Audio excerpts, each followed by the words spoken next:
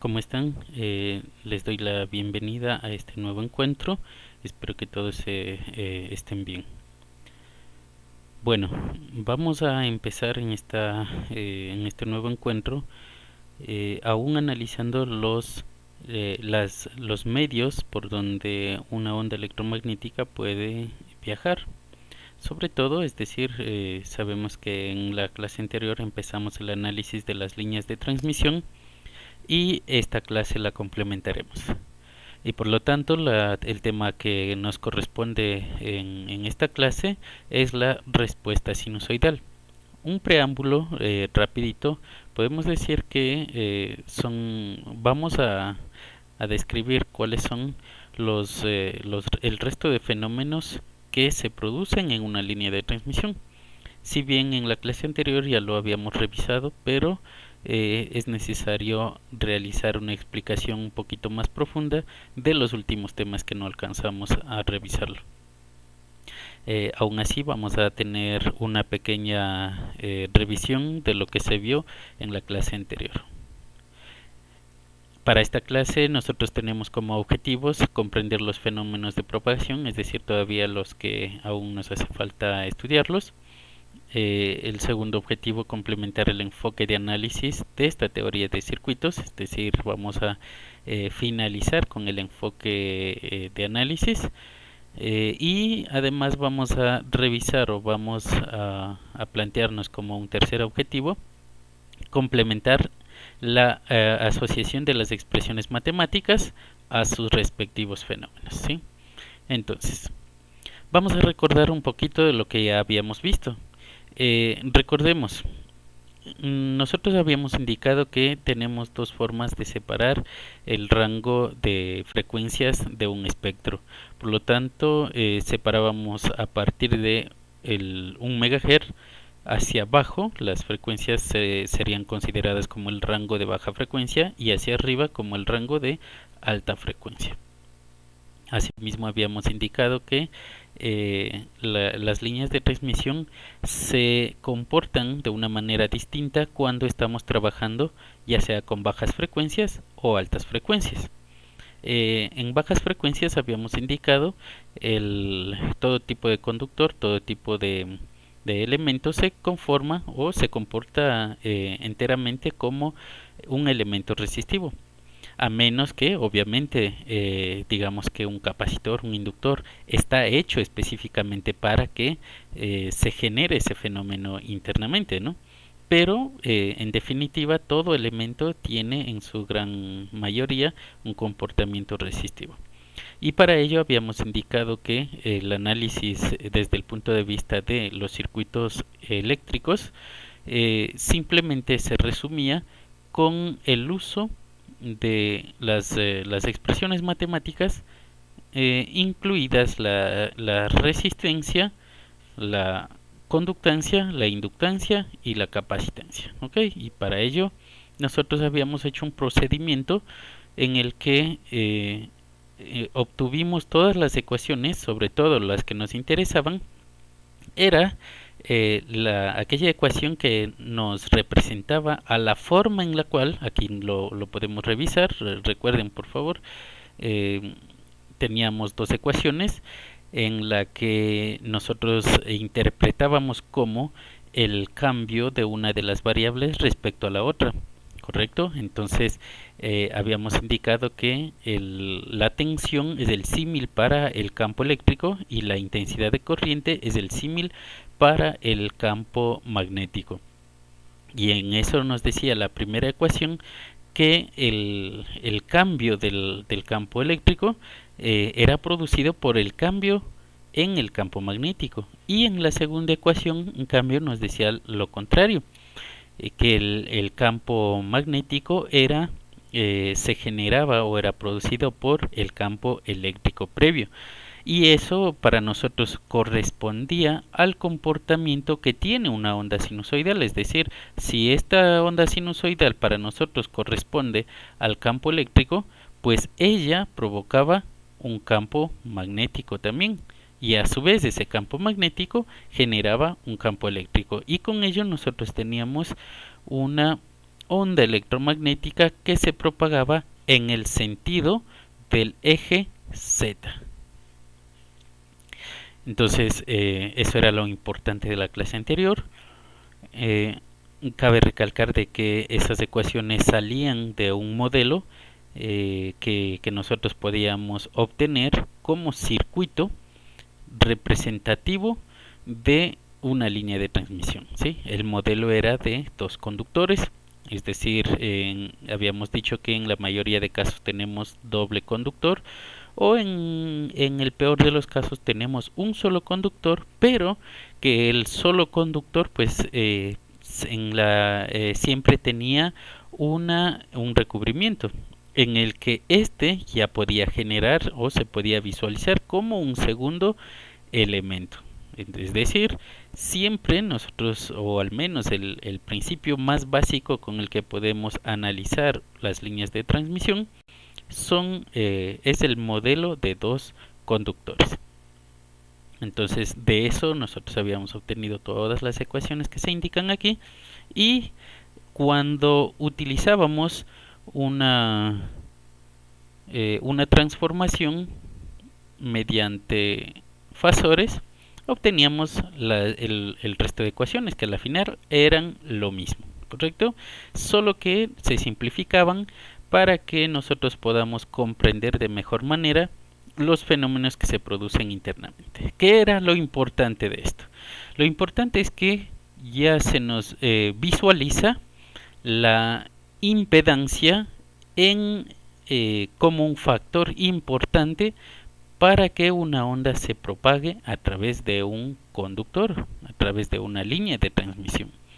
Y a su vez, pues bueno, vimos también su opuesto, que es la admitancia, ¿sí? Entonces, para nosotros la impedancia era representada por una Z mayúscula, cuidado confundirse con el eje Z, ¿no? El eje Z es una Z minúscula, y la admitancia con una Y mayúscula.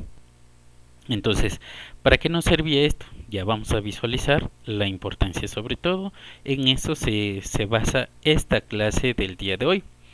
De la misma manera, si hacíamos un procedimiento adicional, pues obteníamos la ecuación de, o al menos el coeficiente de propagación, que lo que nos decía es cómo se mueve una onda electromagnética en dependencia de los valores de impedancia y admitancia. Entonces, si se fijan, aquí tenemos la impedancia y acá tenemos la admitancia, ¿correcto? Por lo tanto, el coeficiente de propagación nos indica cuánto se mueve y cómo se mueve la onda electromagnética en la línea de transmisión.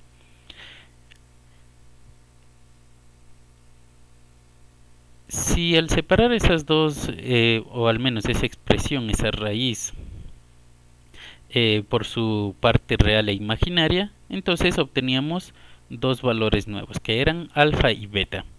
Alfa para nosotros se denominaba la constante de atenuación y beta era la constante de fase.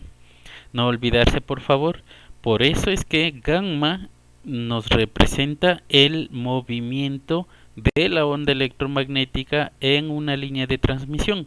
¿Por qué?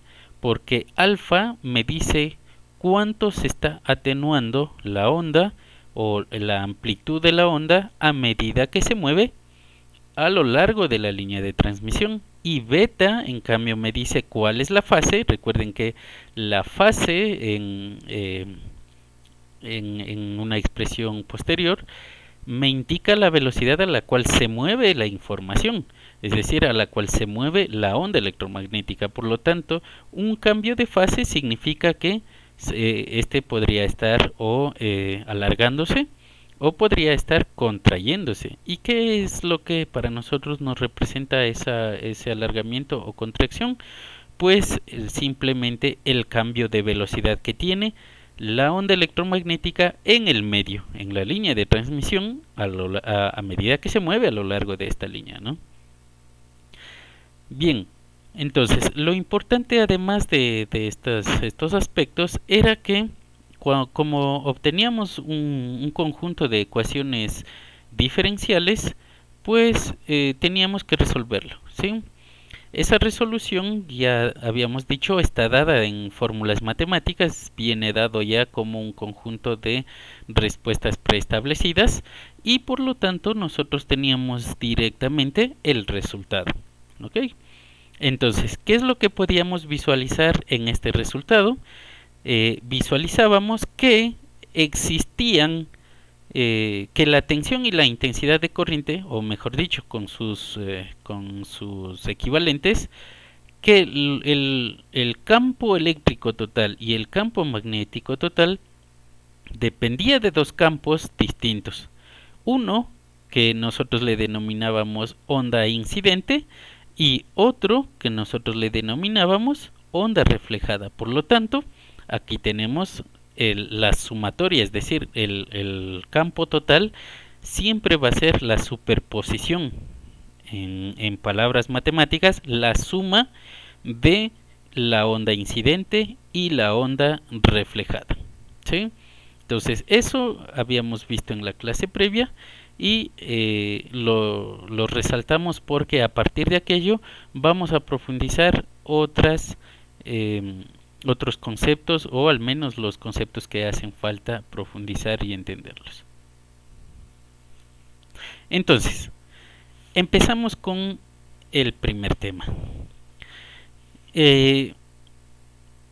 Revisemos o al menos recordemos de qué se trataban las impedancias, ¿sí? Ya vimos que previamente, ¿no? Las impedancias las tenemos por acá. Tenemos aquí la impedancia. ¿Qué es la impedancia? En términos más comprensivos, la impedancia, habíamos dicho, es el análogo de la resistencia. El valor de la resistencia, es decir, la característica resistiva de un elemento, se mide en aquellos circuitos que trabajan con fuentes o con señales directas. Y la impedancia es una característica similar, o es el símil de esta resistencia, pero cuando estamos trabajando con señales variables, alternas. Entonces, ¿qué es lo que nosotros habíamos indicado? Tenemos dos tipos de impedancias. Una impedancia denominada característica, que se representa por un sub-0, recuerden, aquí está, y otra denominada impedancia de entrada, ¿correcto? Vamos a hacer una diferencia entre estos dos elementos. La impedancia característica como concepto es aquella que se considera que mantiene un valor constante a lo largo de toda la línea de transmisión, ¿correcto? Eso para nosotros nos servía, es decir, este concepto nos sirve para poder entender el siguiente procedimiento. Yo les pregunto a ustedes, ¿qué pasa? Es decir, ¿qué sucede cuando una señal sinusoidal sale de la fuente con dirección a la carga? Habíamos indicado que esa transición sucedía obviamente que se necesita que no se pierda potencia, ¿no? Por eso es que existe un principio que siempre debemos tener conciencia cuando estamos trabajando con circuitos: el principio de máxima transferencia de potencia. ¿Qué es este principio? Significa que debemos nosotros asegurar que toda la potencia que sale de la fuente llegue hacia la carga, ¿correcto? En la vida práctica, ¿de qué se trata esto? Es, por ejemplo, imagine usted que tiene un equipo de sonido, ¿sí? Imaginen esos equipos con los parlantes por separado y cosas parecidas, ¿sí? Entonces, la base del equipo de sonido tiene una cierta cantidad de potencia, tiene un amplificador para que esa señal sea enviada a los parlantes. Ahora, imaginen que las impedancias son distintas. digamos que la impedancia de la base del equipo tiene una impedancia, por ejemplo, de 15 ohmios. Y la impedancia del parlante en sí tiene una impedancia, un valor igual a 8 ohmios, ¿correcto? ¿Qué está sucediendo en este caso? Las impedancias no están acopladas, es decir, no tienen un valor que permita que se cumpla el principio de máxima transferencia de potencia. Y por lo tanto, qué va a suceder? ¿Qué problema vamos a obtener? Pues se genera el problema de la reflexión. Obviamente la reflexión siempre va a ser por el mismo cable, ¿no? Pero nosotros, para poder visualizarlo de mejor manera, siempre lo graficamos como si estuviese por este otro cable, ¿correcto? Pero hay que saber que realmente en un sistema electrónico real, el, la señal reflejada sale por el mismo cable. Entonces, por otro lado, podemos imaginar que si el equipo tiene una, digamos, una impedancia igual a 50 ohmios y el parlante tiene 8 ohmios, ¿correcto? Entonces, ¿qué significa esto?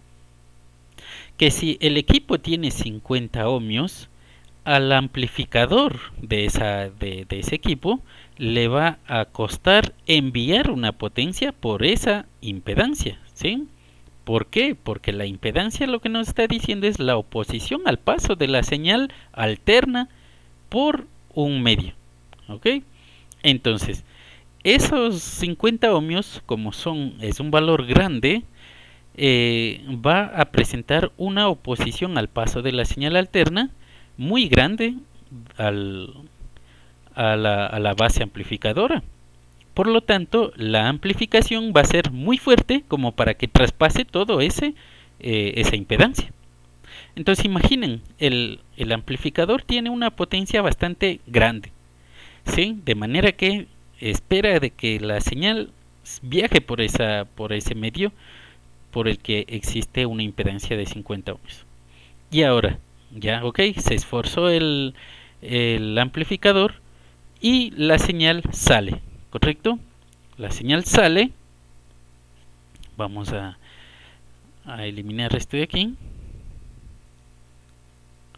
Ya, entonces, la señal sale de la fuente con mucho esfuerzo porque necesita superar la impedancia de 50 ohmios y llega a toparse con un parlante llamado carga, obviamente, desde el punto de vista de la ingeniería.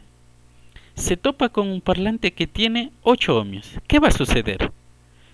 Es decir, la amplificación fue tan potente, tan fuerte, que necesitábamos que supere los 50 ohmios de la línea de transmisión, pero se topa con que el parlante tiene 8 ohmios.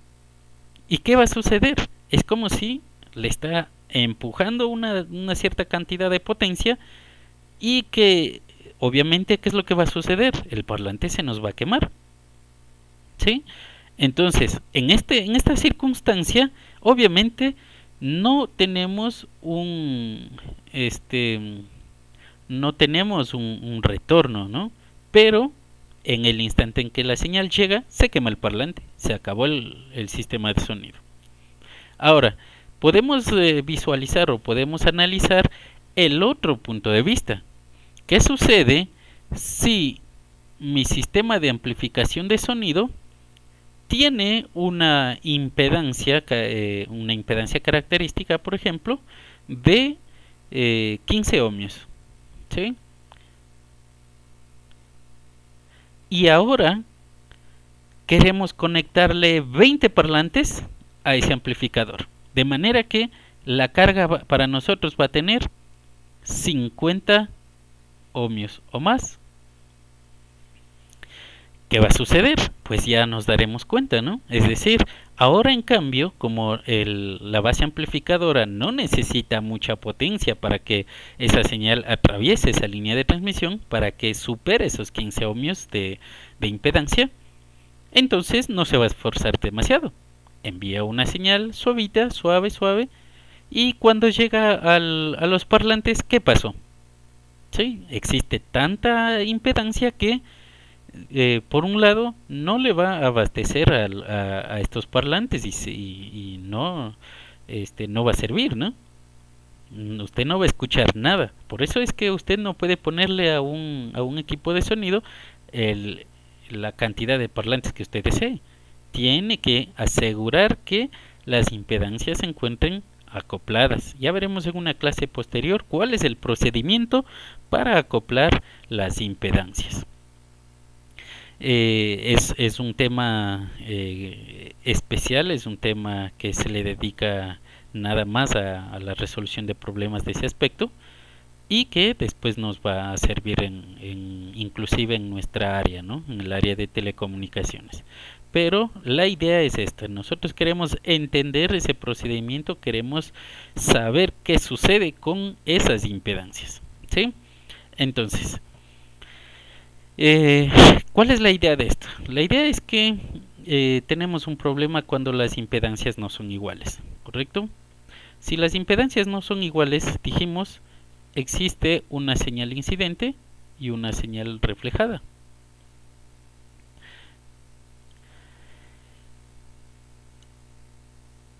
Ahora bien, el procedimiento de acople de impedancias, bueno, para darles un adelanto, el procedimiento de acople de impedancias, en cambio, hace referencia a la impedancia de entrada, ¿correcto? Entonces, eh, vamos también a recordar de qué se trata esta impedancia de entrada. Habíamos indicado en la clase anterior que nosotros podemos visualizarle de la siguiente manera. Si yo quiero calcular, por ejemplo, perdón, antes de pasarme, eh, la pregunta que yo les tengo es, ¿por qué la señal sinusoidal no obtiene o no presenta una reflexión en cualquier punto de la línea de transmisión? ¿Por qué espera a llegar a la carga para que aparezca una señal reflejada? Pues por eso es que nosotros tenemos el concepto de impedancia característica, porque como se supone o es un valor que se encuentra que tiene, o sea, es decir, que se encuentra el mismo valor a lo largo de la línea de transmisión, en cualquier punto usted va a encontrar el mismo valor de impedancia característica. Es por eso que se supone que se encuentra punto a punto en el elemento conductor como unas impedancias acopladas. Es decir, si yo hago un primer corte, ese valor de impedancia va a tener hacia un extremo igual al otro extremo. Y para que sea igual en cada punto, se supone que estamos hablando de la impedancia característica. Ahora, habíamos indicado además que en la presentación anterior, miren aquí, nosotros tenemos una dependencia de, aquí lo tenemos,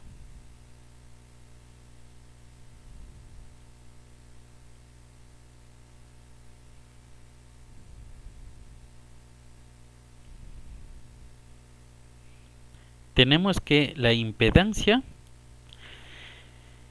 depende, esta ya no es la impedancia característica, ¿no? Esta es la impedancia de entrada. La impedancia depende del valor resistivo y del valor inductivo de la línea de transmisión. Además de que depende sobre todo de la frecuencia. Por eso habíamos indicado que no es lo mismo una impedancia en un punto que en otro. Por lo tanto, es decir, nos topamos con dos conceptos muy distintos, ¿no? Como si entre los dos estuviesen chocando y produciéndose un problema. Es decir, un problema de incoherencia, ¿no? Pero realmente los dos conceptos son válidos, ya que cada uno de ellos me proporciona una explicación distinta de las cosas. Entonces, Sabemos que no existe la impedancia característica, eso no es real, pero nos ayuda a visualizar el problema de la no reflexión a la mitad de una línea de transmisión. Pero esta no nos ayuda a saber qué pasa, por ejemplo, en el ejemplo del equipo de sonido, no nos ayuda a determinar por qué existe una señal reflejada cuando el parlante no tiene la misma impedancia que la base amplificadora. Entonces, ese problema, en cambio, nos representa la impedancia de entrada. Entonces, ¿qué es la impedancia de entrada?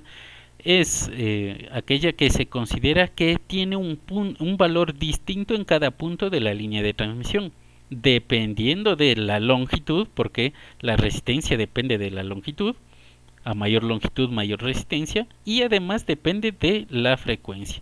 Entonces significa que a distintos valores de frecuencia también vamos a tener distintos valores de impedancias.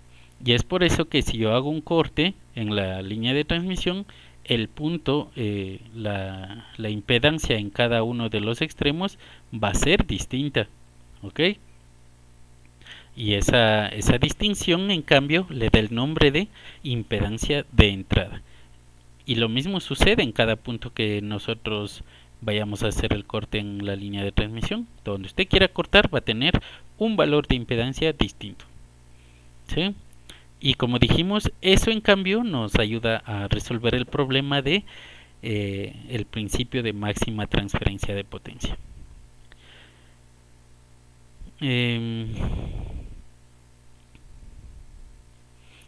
Aquí es importante, bueno, más que las expresiones matemáticas, las expresiones matemáticas ya lo vimos en la clase previa, pero es importante observar lo siguiente. La longitud de onda puede calcularse de esta manera, o además podemos obtener la longitud de onda como una relación entre la velocidad de propagación y la frecuencia a la cual estemos trabajando, y esa expresión pues nos representa esta segunda ecuación como para terminar un análisis genérico. Ahora es necesario visualizar lo siguiente. Fíjense qué sucede en la siguiente animación, ¿sí? Miren, imaginemos que toda esta gráfica, esta animación, representa una línea de transmisión, ¿sí? Es decir, hicimos un zoom a la línea de transmisión e internamente se mueve así una onda electromagnética. Por algo es una onda, ¿sí? Es decir, hay que quitarnos, primerito hay que quitarnos la idea esa de que las señales son partículas, que obviamente eso sucede a bajas frecuencias, pero solamente es el comportamiento. Pero a la final estas señales, estas ondas, pues viajan de esta manera, ¿correcto? Entonces, imagine que en la primera sección donde las líneas son paralelas es la línea de transmisión, ¿ok? Pero llega en un instante, llega en un momento que se topa con una barrera, ustedes lo ven de color amarillo, se topa con una barrera, pero que simplemente tiene espacios pequeños que le permiten a la onda seguir moviéndose a través de él. Entonces, esto para nosotros es la representación de la impedancia, ¿correcto? Es decir, la impedancia se está oponiendo de alguna manera al paso de las ondas electromagnéticas, ¿sí? Obviamente, mientras el cable sea construido con estándares, con valores constantes a lo largo de la línea de transmisión, pues el movimiento será, como ustedes lo verifican, en la parte izquierda de esta animación. Luego llegaría, digamos que esta es la conexión entre un equipo de sonido y el parlante. Entonces, imaginemos que se supone en este caso que el parlante tiene eh, una impedancia distinta, ¿no? Por eso es que existe una oposición al paso de esta onda electromagnética. ¿Y qué es lo que va a suceder? Que va a tener una cierta facilidad para que esta onda siga atravesando a través de él. Entonces, ¿qué es lo que nosotros vemos? miren cómo sucede que cada uno de los, aquí vamos a llamarles aberturas, cada una de las aberturas me produce una nueva onda mucho más pequeña, ¿sí? Es decir, se produce un patrón de interferencias en el que se puede visualizar que las dos fuentes de onda en algún momento se superponen y existen puntos donde esa superposición es sumada una a la otra y otros puntos donde la superposición es cancelada. Y es por eso que nosotros tenemos pérdidas cuando tenemos impedancias distintas, es decir, la cancelación de esas ondas hace que se pierda la potencia que inicialmente llegaba a la carga. Y por eso es que en esos lugares, en cambio, donde se suman, obviamente esa suma no va a superar al valor que les llegó a las aberturas. Aunque se sumen, aún así siguen siendo potencias divididas, es decir, son pedacitos de potencia esparcidas por todo el lugar por donde tengan la facilidad de seguir moviéndose o seguir transmitiéndose. Bien, vamos a continuar.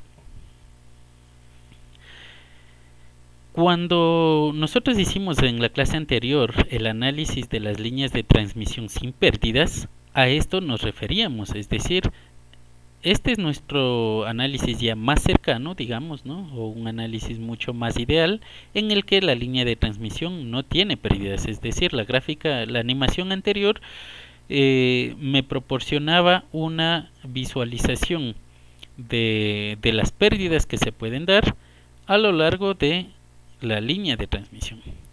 Entonces nosotros habíamos indicado que si se consideraba una línea sin pérdidas, en cambio las expresiones matemáticas cambiaban un poquito para calcular la longitud de onda y la velocidad de fase. La velocidad de fase, recuerden, es la velocidad a la cual se mueve la onda electromagnética en la línea de transmisión.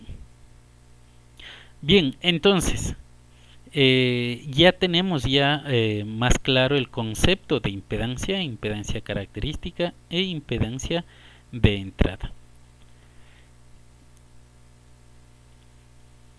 Ahora vamos a analizar qué es lo que sucede con esa diferencia de impedancias cuando las impedancias no son iguales, ¿correcto?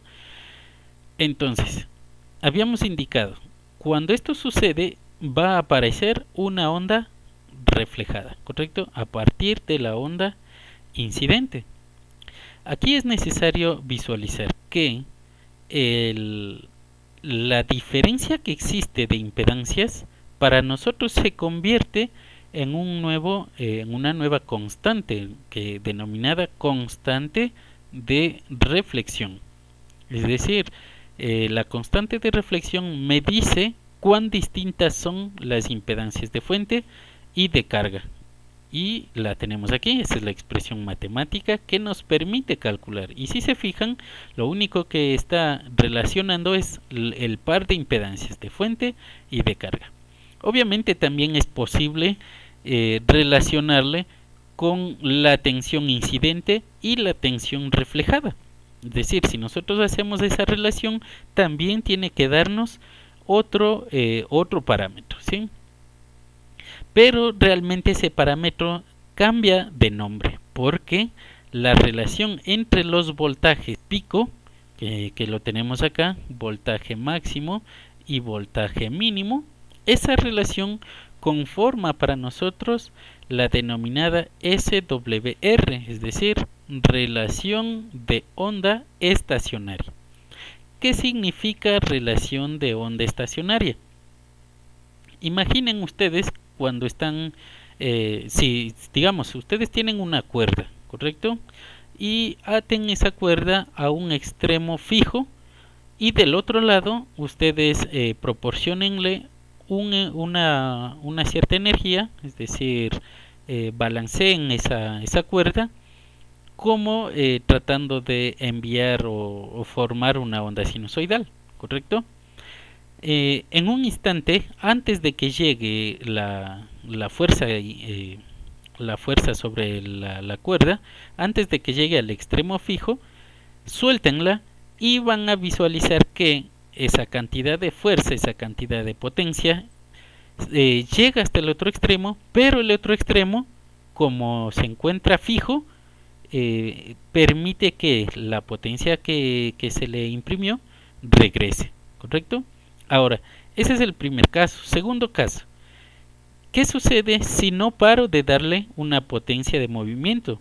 Y la primera cantidad de potencia llegada al otro extremo, esta regresa, pero usted mantiene dándole movimiento a la cuerda. ¿Qué es lo que va a suceder? Se superponen, habíamos dicho, las dos señales. Entonces tenemos onda incidente y reflejada. Pero lo importante es, fíjense qué es lo que sucede. Hagan esa prueba, por favor, y vean, o es decir, miren qué es lo que sucede o qué forma toma la cuerda cuando se superponen esas dos señales.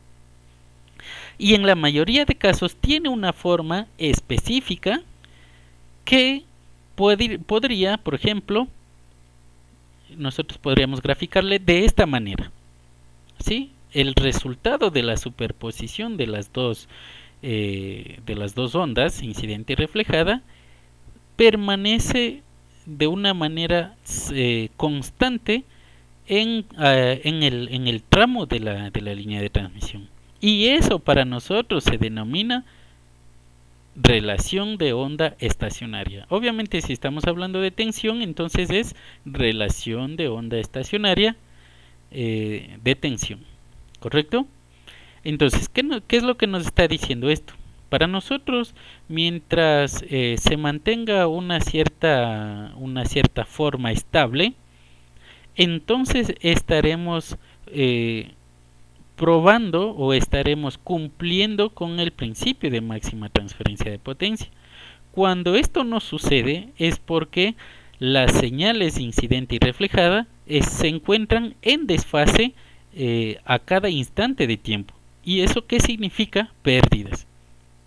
Pérdidas de potencia, pérdidas de señal. Pero cuando entre la incidente y la reflejada de alguna manera se cruzan y llegan a tener la misma fase, entonces tendremos una relación de onda estacionaria, es decir, una onda estacionaria, ¿sí? Y eso significa que está bien, porque no estamos perdiendo toda la potencia.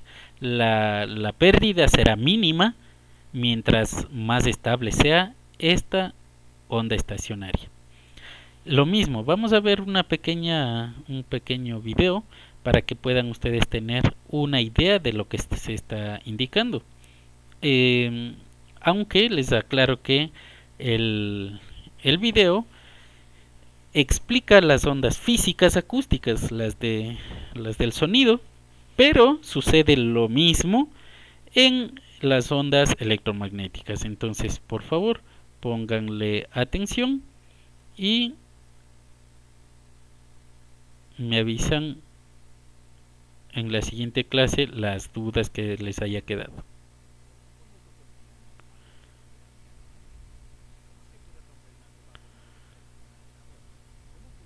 Soldados tirar un puente con ritmo.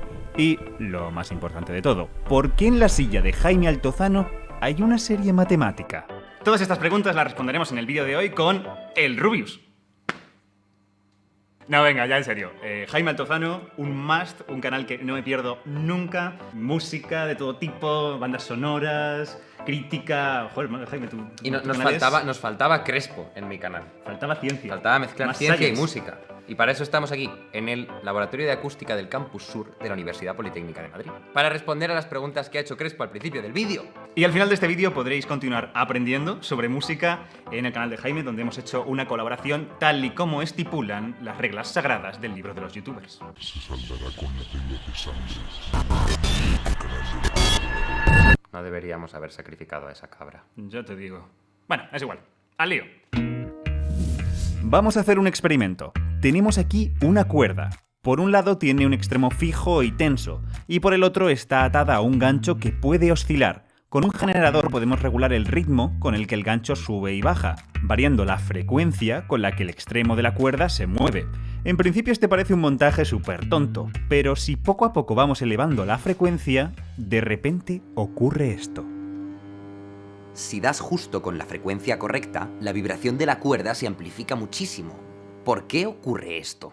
Una manera intuitiva de verlo es que a través de esta agitación estamos intentando introducir en la cuerda una vibración con un ritmo concreto, una onda con un cierto tamaño. Problema: no todas las frecuencias son apropiadas, por lo general son súper ineficientes. Esto es porque los extremos de la cuerda están atados, no pueden moverse de su sitio, por lo que cuando estas vibraciones intentan arrancarlos de su lugar, pierden muchísima energía. Energía que podría ser empleada en mover otras partes de la cuerda que sí son libres de vibrar. Sin embargo, si doy con el ritmo correcto, podría hacer que la energía dejara de desperdiciarse en mover los extremos y toda la vibración se produjera en el centro. Estaríamos introduciendo en la cuerda una onda que no perturba sus extremos, cuya frecuencia encaja con sus dimensiones e invierte su energía en los lugares apropiados. Este fenómeno, en el que un objeto resuena muy fuerte a una vibración que le has introducido, principalmente porque has dado con la oscilación que encaja con su estructura y tamaño, se llama resonancia. Las resonancias están por todas partes. Los que tocáis algún instrumento seguro que os habéis dado cuenta de que a veces con ciertas notas empiezan a vibrar pues una puerta o un armario o un radiador. Y eso es porque estáis tocando justo sus frecuencias de resonancia. Cuando alguien rompe una copa con la voz, lo que está haciendo es cantar la misma nota que produce la copa. Y entonces la copa se pone a vibrar con mucha intensidad y estalla. Y se conoce una historia muy curiosa de un puente inglés del siglo XIX. Unos soldados lo cruzaron a marcha militar con la malísima suerte de que estaban pisando el suelo justo con su frecuencia de resonancia. Este empezó a vibrar cada vez más y más y más hasta que... Por fortuna nadie salió herido, pero desde entonces las tropas británicas tienen prohibido cruzar puentes a paso rítmico. Tienen que romper la marcha para cruzar el puente entonces. Sí, ir a paso natural. Y por supuesto, la resonancia no es algo que se quede en el sonido. Siempre que hay ondas, hay resonancia. De hecho, en una resonancia magnética nuclear ocurre prácticamente lo mismo, solo que en vez de sonido tenemos ondas electromagnéticas y en vez de una cuerda o un puente tenemos los pequeños imanes que son los átomos que nos forman. En cualquier caso nos hemos quedado a medias, porque ¿qué pasaría si seguimos aumentando la frecuencia en nuestro montaje con la cuerda?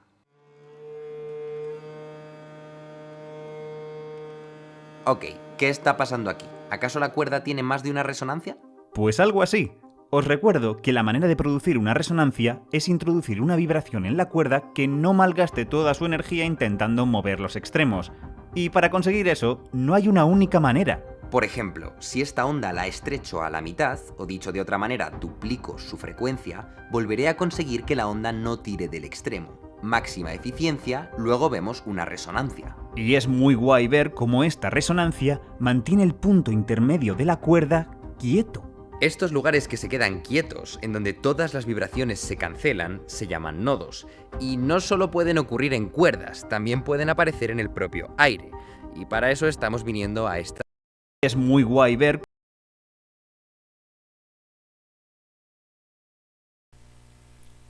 Aquí es necesario realizar una observación, ¿sí? Es lo que les había comentado. Es decir, si se fijan esa forma estable que se mantiene, a eso se les llama onda estacionaria, ¿correcto? Y como habían indicado los expositores del video, son aquellas formas de onda en las que las señales reflejadas se superponen en fase a las ondas incidentes. Y por eso es que al estar en fase, simplemente se encuentran con que existen puntos específicos en los que se conforman nodos y así no se pierde energía. Por lo tanto, cuando nosotros estamos hablando de impedancias, estamos tratando de que esto suceda dentro de la línea de transmisión. ¿Para qué? Para que no tengamos pérdida de potencia. Sin embargo, como acabo de indicar, no es que solamente se produzca a una sola frecuencia, se produce a una frecuencia y a sus múltiplos enteros, ¿sí? Es decir, y a esto se les denomina se me fue. Bueno, ya me voy a acordar, ¿ok? Me disculpan por eso. Pero bueno, la idea es que en una señal, cuando usted intenta enviar una señal de información a través de una línea de transmisión, usted está enviando, por ejemplo, una señal de audio. Y esa señal de audio no tiene una sola frecuencia, es un conjunto de n frecuencias. Por eso es que nosotros podemos descomponer nuestra voz en distintas frecuencias, es decir, la señal de voz es la sumatoria de distintas otras frecuencias. Perdón, ya me acordé, se llaman armónicos, ¿sí? Es decir, a cada uno de los armónicos de una frecuencia fundamental es que se sucede esta mejoría en la onda estacionaria, ¿sí? Entonces, cabe destacar de que ahí es cuando menor pérdida se tiene, y para que eso suceda es que tenemos el procedimiento de acoples de impedancias, que ya lo veremos, como dijimos, en otra clase posterior. Vamos a finalizar de ver cómo esto se demuestra en la vida real. Revise por favor.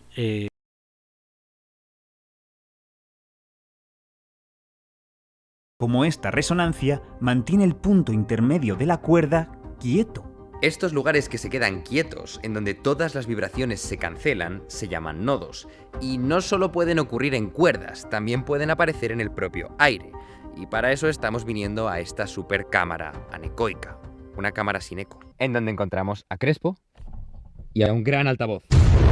El altavoz va a emitir una frecuencia muy baja, es decir, que es una onda, es un sonido que tiene una longitud muy grande, y es lo suficientemente grande como para que quepa y encaje en esta sala y podamos tener una onda estacionaria aquí en el aire. Lo cual quiere decir que el altavoz emitirá el sonido rebotará con la esquina de la habitación, volverá, y en ese volver habrá una interferencia entre esas dos ondas o en todos los rebotes que haya, de modo que en el centro esos sonidos se deberían cancelar y deberíamos tener relativamente silencio. A pesar de que vamos a tener un altavoz enorme emitiendo sonido, en este punto, a priori no deberíamos oír nada.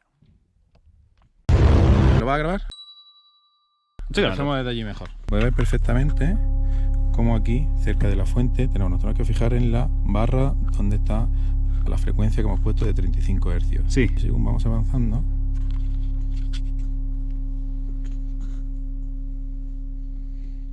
Y se va apagando. Oh, qué guay. por aquí está ya el nodo.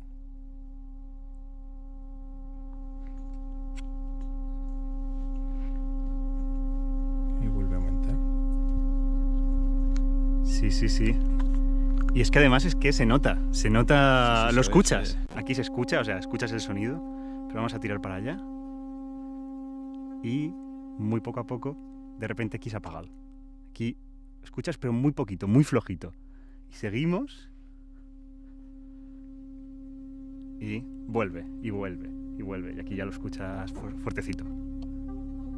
O sea que sí. Volviendo a la cuerda. Las resonancias de la cuerda no acaban aquí, porque si estrechara la primera resonancia el triple, triplicando su frecuencia, vuelvo a encajar correctamente la onda. Y el mismo procedimiento podríamos hacer cuadruplicando la onda, quintuplicándola, etc. Es decir, que realmente existen infinitas resonancias. En la práctica no se pueden ver todas debido a los rozamientos internos de la cuerda, pero están ahí. Y el hecho de que haya tantas lleva a pensar que las resonancias no son una simple curiosidad de la cuerda, sino que son algo fundamental, que son naturales de ella.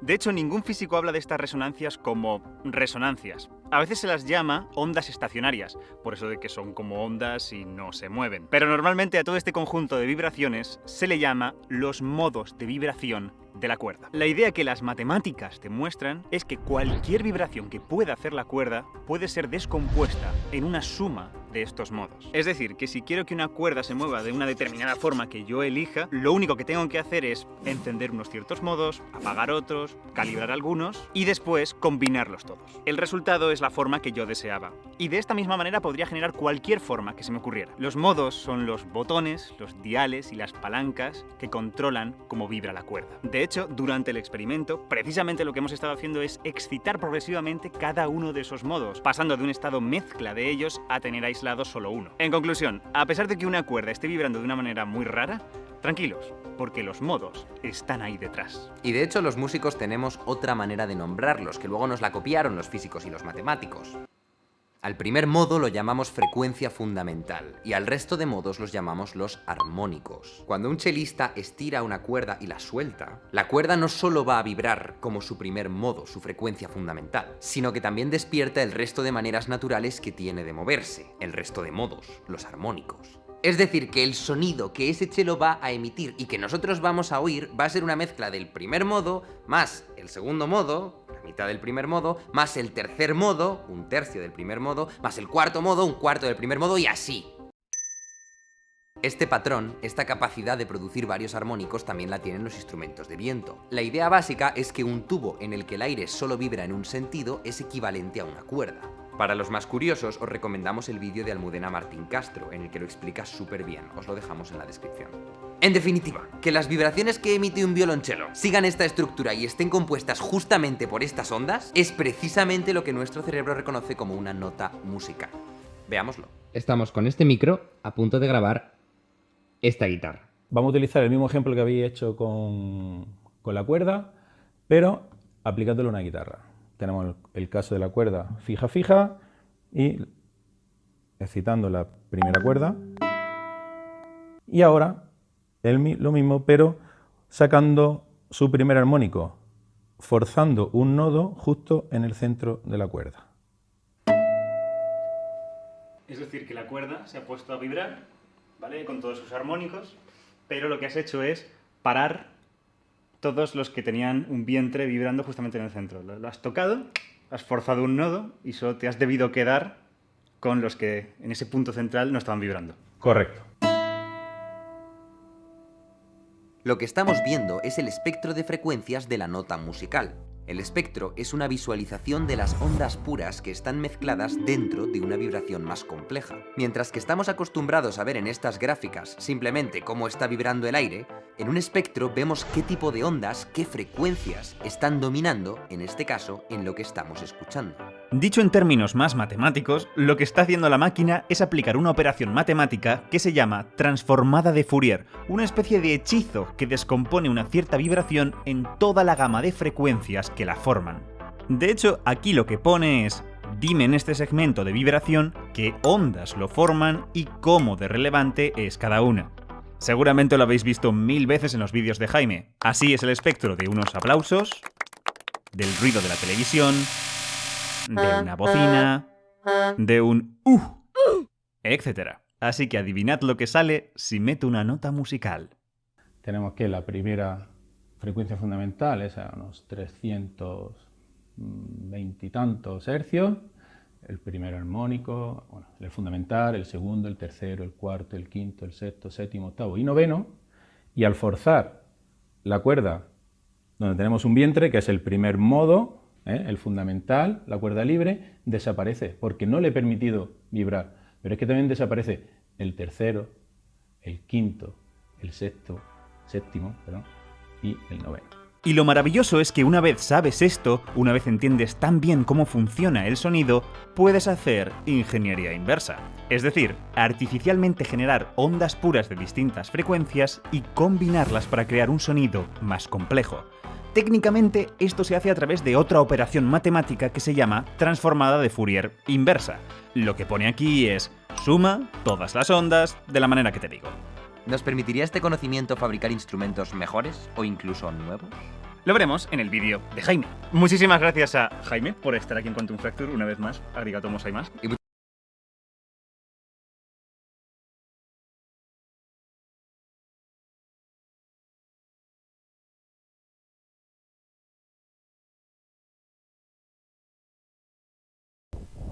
Bien, entonces continuamos con nuestra clase. Es decir, ese video les explicaba de una manera mucho más comprensible el procedimiento que sigue una onda electromagnética dentro de una línea de transmisión. Sobre todo podíamos ver la relación de onda estacionaria, ¿correcto? El concepto que viene por detrás de esta onda estacionaria, que al final es lo mismo que de lo que vieron en el video, y nos sirve a nosotros también en el área de la onda electromagnética. Entonces, lo importante de esto es que podamos entender precisamente esos conceptos, ¿correcto? Ahora bien, lo último que nos queda poder revisar es que aquí tenemos la forma en la cual nosotros podemos calcular las pérdidas cuando esa onda incidente y esa onda reflejada se superponen en desfase, ¿sí? Es decir, de alguna manera nosotros necesitamos saber cuánta potencia perdemos cuando esas dos señales se superponen en desfase y la relación de onda estacionaria es mínima. Y por lo tanto, también nos está indicando cuánta pérdida se puede tener en dependencia de la cantidad de diferencia que existen entre las impedancias de carga y la impedancia de la línea de transmisión. Entonces, si se fijan, aquí ya nosotros tenemos la forma en la cual podemos calcular. Sobre estos fenómenos, pues realmente ya no tenemos nada más que decir. Es decir, ustedes con esto conocen todo lo que pasa en una línea de transmisión cuando una onda electromagnética la atraviesa, ¿ok? Entonces, habíamos indicado en la clase anterior que, bueno, esa onda estacionaria, que la podemos ver acá, vamos a resaltarla. La onda estacionaria, mírenla aquí, que se encuentra de esta manera. Obviamente es algo parecido a esa, nada más. Es necesario saber cómo se encuentra físicamente dentro de la línea de transmisión. Recuerden, esa gráfica está dentro de la línea, ¿no? Acuérdense que la gráfica es una sola representación, pero esta onda estacionaria está dentro de la línea, ¿no? Dentro de una sola línea. No existen dos señales distintas. Entonces, necesitamos conocer en qué instante se encuentran estos nodos, ¿sí? Es importante saber dónde se encuentran los nodos y además es importante conocer dónde se encuentran los máximos de esta onda estacionaria, ¿ok? Máximos, y obviamente los nodos son los mínimos de la onda estacionaria. Es interesante saber porque de esa manera nosotros podemos calcular la longitud de la línea de transmisión. Entonces, no es lo mismo que yo vaya a realizar una comunicación a 2.4 GHz en una línea, es decir, en un cable, por ejemplo, de 50 metros, que en una línea o en un cable de 1 kilómetro. ¿Sí? No es lo mismo. Sobre todo, no es lo mismo porque no sabemos dónde va a quedar esos máximos y esos picos, esos mínimos de la onda estacionaria. Ahora, imaginen que yo simplemente tomo un cable cualquiera, quiero conectar mi laptop a una toma de red, por ejemplo, o lo que se visualiza de manera más sencilla en la vida real. Es decir, si usted le coloca a su celular unos audífonos con un cable mucho más largo que otro, los resultados son distintos, ¿sí? ¿Por qué? Porque no están determinándose dónde se encuentran estos picos máximos y mínimos de la onda estacionaria. Entonces, miren esto. Si yo corto en esta parte, ¿sí? Si yo corto en esta parte el cable, entonces voy a tener una pérdida máxima. La longitud del cable tiene que ser proporcional a la onda estacionaria, es decir, de alguna manera en alguno de los nodos, ya lo hice, en uno de los nodos es donde debe estar cortado ese cable y esa longitud. ¿Sí? ¿Por qué? Porque recuerden, cuando el nodo coincide con el extremo, es lo que sucedía en el video.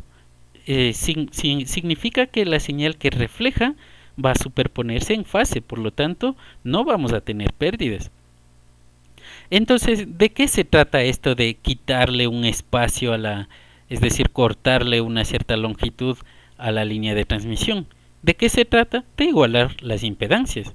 Es decir, lo que nosotros estamos intentando hacer es igualar las impedancias de esa manera, cortando los cables.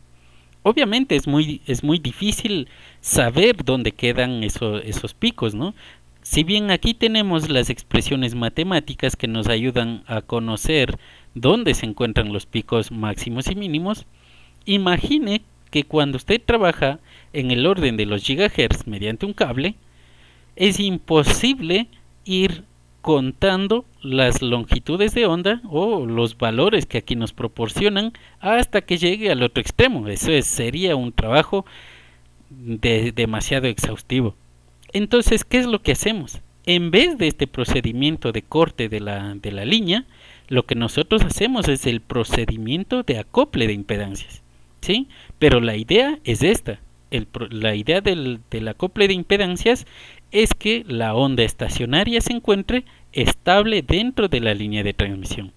Es decir, que coincida con las señales que se envían. Eso lo habían llamado la resonancia, y para nosotros también es la resonancia.